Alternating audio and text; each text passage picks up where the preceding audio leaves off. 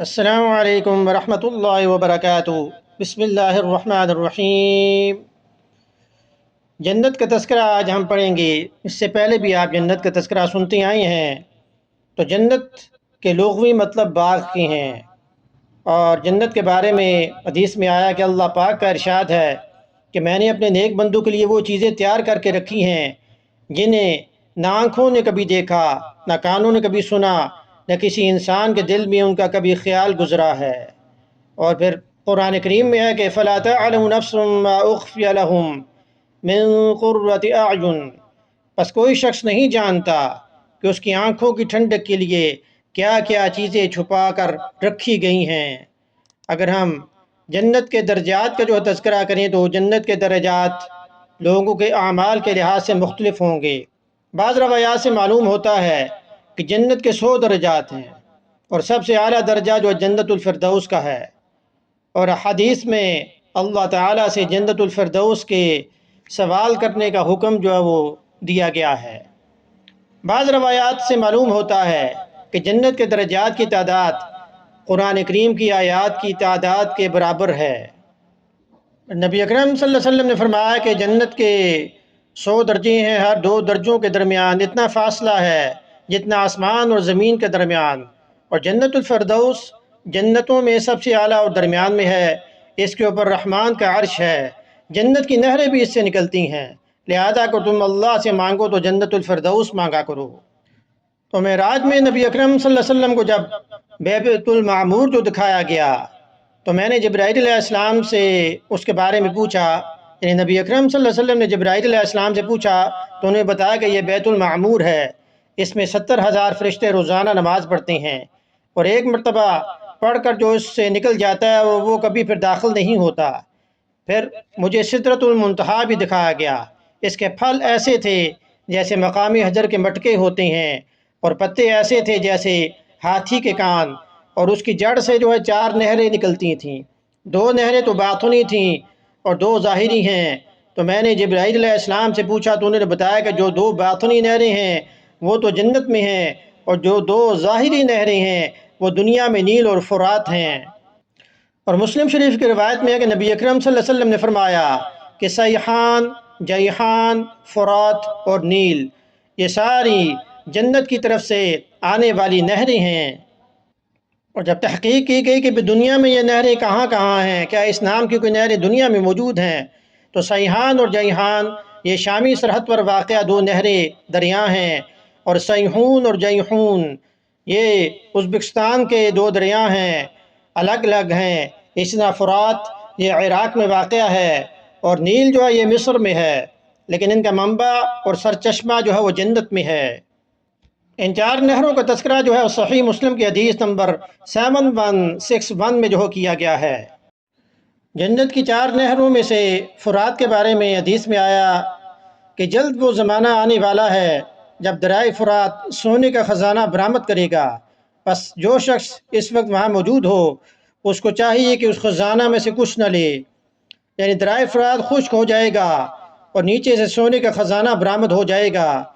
اس خزانہ سے کچھ لینے کی اس لیے ممانعت آئی ہے کہ اس کی وجہ سے آپس میں جو جنگ ہوگی، جس طرح اس کے بعد والی حدیث میں آیا کہ قیامت اس وقت تک قائم نہ ہوگی جب تک کہ دریائے فرات سونے کا پہاڑ برآمد نہ کرے گا، اور لوگ اس وجہ سے جنگ اور قتل و قتال کریں گے، بس ان لوگوں میں سے 99% مارے جائیں گے، اور ہر شخص یہ کہے گا کہ شاید میں زندہ بچ جاؤں اور مقصد میں کامیاب ہو جاؤں۔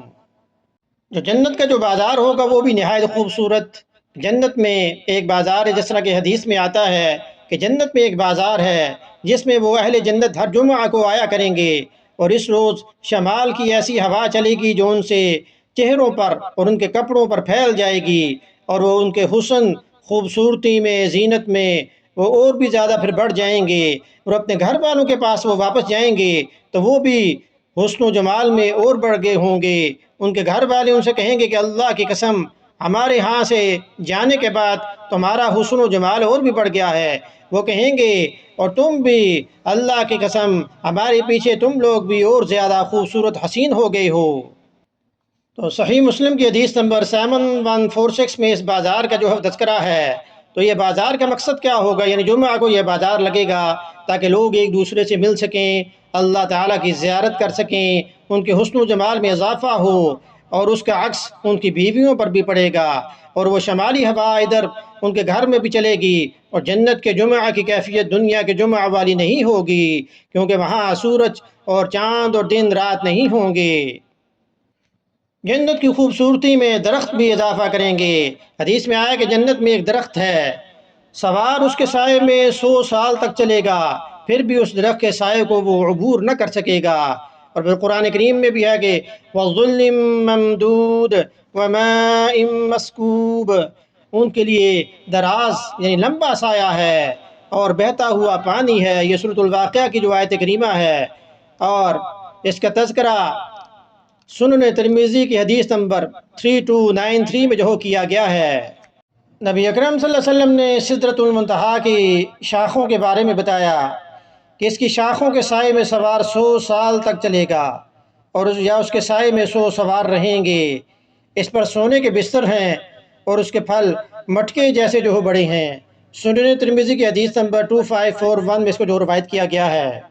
جنت کے 8 دروازے ہیں، اس میں سے باب الصلاۃ یعنی جو نمازیوں کے لیے نماز کے دروازے سے انہیں بلایا جائے گا۔ اس کے بعد باب الجہاد یعنی مجاہد جو ہوگا وہ اس دروازے سے داخل ہوگا۔ باب الریان یعنی روزے دار کو ریان کے دروازے سے داخل کیا جائے گا۔ اس کے بعد باب الزکوٰۃ یعنی زکوٰۃ جو لوگ ادا کرتے ہیں وہ اس دروازے سے داخل ہوں گے۔ یہ بخاری شریف کی حدیث نمبر 3257 اور 1897 میں ان دروازوں کا تذکرہ کیا گیا ہے۔ اور اس کے علاوہ باب الحج یعنی جنہوں نے حج کیا وہ اس دروازے سے داخل ہوں گے۔ باب الایمن یعنی اللہ پر توکل کرنے والے بغیر حساب کتاب کے جنت میں داخل ہوں گے۔ اس کے علاوہ باب الکاظمین الغیظ یعنی غصے کو دبانے والے لوگوں کو یعنی معاف کرنے والے وہ اس دروازے سے داخل ہوں گے۔ باب الذکر یعنی جو ذاکرین جو ہے جو ذکر کرتے ہیں وہ اس دروازے سے داخل ہوں گے۔ یا اس کے علاوہ باب العلم۔ تو یہ جنت کے 8 دروازے ہیں۔ اب جنت کا دروازہ جو ہے وہ کتنا بڑا ہے؟ تو حدیث میں ہے کہ جنت کے کسی بھی ایک دروازے کے دونوں بازوؤں کے درمیان 40 سال کی مسافت کا فاصلہ ہے، یعنی 40 سال کا سفر۔ اور ایک دن ایسا ہوگا کہ جنت اتنی وسعت کے باوجود بھری ہوئی ہوگی۔ تو جنت کی ایک اینٹ سونے کی، ایک اینٹ چاندی کی، اور اس کا گارا جو ہوگا وہ خالص مشک کا ہوگا، اور اس کی کنکریاں موتی اور یاقوت کی ہیں، اور اس کی مٹی زعفران کی ہے۔ نبی اکرم صلی اللہ علیہ وسلم نے حوض کوثر کے بارے میں فرمایا کہ حوض کوثر پر میں پینے کی جگہ کو یمن یعنی انصار کے لوگوں کے لیے ہٹاؤں گا، میں اپنے حوض پر لاٹھی ماروں گا، وہ ان پر بہنے لگے گا۔ آپ نے حوض کوثر کی چوڑائی کے بارے میں بتایا کہ میرے کھڑے ہونے کی جگہ سے عمان تک یعنی جو 1200 کلومیٹر کا فاصلہ بنتا ہے۔ حوض کے مشروب کے بارے میں بتایا کہ وہ دودھ سے زیادہ سفید، شہد سے زیادہ میٹھا، اور پھر جنت سے 2 پرنالے سونے اور چاندی کو اس میں شامل ہو کر اس میں اضافہ کرتے ہیں، اور اس کے برتنوں کی تعداد ستاروں کی تعداد سے بھی زیادہ ہوگی۔ اور نبی اکرم صلی اللہ علیہ وسلم نے فرمایا کہ میرے جانے کے بعد جن لوگوں نے رسوم و بدعات ایجاد کر لی تھیں تو میں ان لوگوں سے کہوں گا کہ دور ہو جاؤ۔ صحیح مسلم کی حدیث نمبر 5974 میں جو اس کو جو روایت کیا گیا ہے۔ تو اللہ پاک سے یہی دعا ہے کہ اللہ پاک ہم سب کو جنت الفردوس نصیب کریں، سنت پر عمل کرنے کی توفیق عطا فرمائیں، احادیث سننے کے بعد درس سننے کے بعد اسے شیئر بھی کریں تاکہ یہ آپ کے صدقہ جاریہ بن جائے۔ وما علینا الا البلاغ المبین۔